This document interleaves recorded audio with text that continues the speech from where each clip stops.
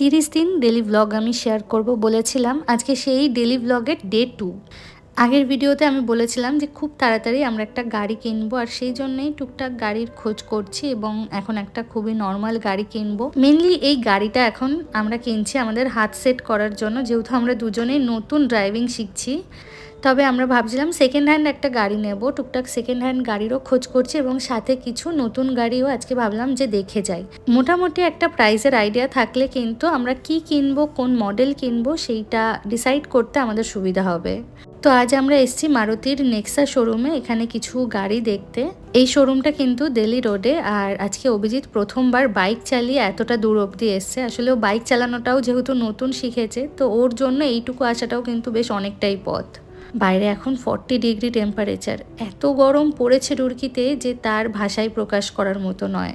সবকটা গাড়ি খুলে আমি একটু ভেতর থেকে দেখছিলাম। অ্যাকচুয়ালি আমাদের এএমটি নেওয়ার ইচ্ছা, তো এইটা এখন যেটা দেখছি এটা তো ম্যানুয়াল রয়েছে। যদিও আমরা এখন ম্যানুয়াল কারে ড্রাইভিং শিখছি, তবে আমাদের দুজনেরই নেওয়ার ইচ্ছা এএমটি বা অটোমেটিকটা। আর সুজুকির এই ভিটারা মডেলটা আমার বেশ ভালো লেগেছে। গাড়িটা ভেতর থেকে ভীষণ একটা প্রিমিয়াম লুক দিচ্ছে।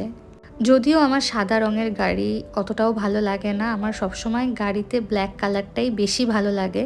তবে এই সাদা গাড়িটা দেখে কিন্তু বেশ ভালো লাগলো। আর আমি একটা জিনিস খেয়াল করে দেখেছি, রুরকিতে ম্যাক্সিমাম এই হোয়াইট কালারের গাড়ি কিন্তু বেশি দেখা যায়।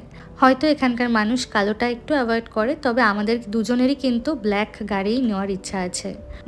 নেক্সার শোরুম থেকে বেরিয়ে এসেছিলাম এরিনাতে এসে এই সুইফট ডিজায়ারটা দেখছিলাম। ডিজায়ারটাও বেশ ভালো লেগেছে, বাট এটা সেডান টাইপের।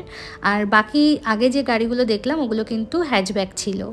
একটা টাইমে আমার ওই সেডান টাইপের গাড়িগুলো বেশ ভালো লাগতো, তবে এখন এই হ্যাচব্যাক বা এক্সইউভি এই ধরনের গাড়িগুলো বেশি ভালো লাগে। বাড়িতে এসে বিকেলে আজকে ডিনারটা বানিয়ে ফেলেছি। এখানে রয়েছে নুডলস, আর এগুলো কিন্তু আটা নুডলস রয়েছে, সেই কারণে একটু অন্যরকম দেখাচ্ছে। ইউএসএতে থাকাকালীন ম্যাক্সিমাম দিনটাই আমাদের কিন্তু বাড়িতেই কাটতো, আর অভিজিতেরও লাস্টের দিকে ওয়ার্ক ফ্রম হোম হয়ে গেছিলো, তো সেই কারণে বাজারঘাট ছাড়া আমাদের আর বেরোনো হতো না। তবে ইন্ডিয়াতে আসার পর বাজারঘাট আমাদের অনলাইনে হলেও টুকটাক বেরোনো কিন্তু আমাদের বাইরে প্রায় হয়েই যায়। এই যে গাছগুলো দেখছেন, এই গাছগুলো সবটাই কিন্তু আমার বাড়িতে যে হাউস হেল্প আছে ও আমাকে এনে দিয়েছে। গাছগুলো এখনও পটিং করা হয়নি, জলে দিয়ে রেখেছি। আর এই যে মানি প্ল্যান্টটা দেখছেন, এটা না আমি মাটিতে বসানোর পরে প্রায় মরো অবস্থা হয়ে গেছিলো, তবে তারপর মাটি থেকে তুলে আবার জলে দিয়েছি। এখন দেখুন বেশ ভালোই কিন্তু গ্রোথ হচ্ছে।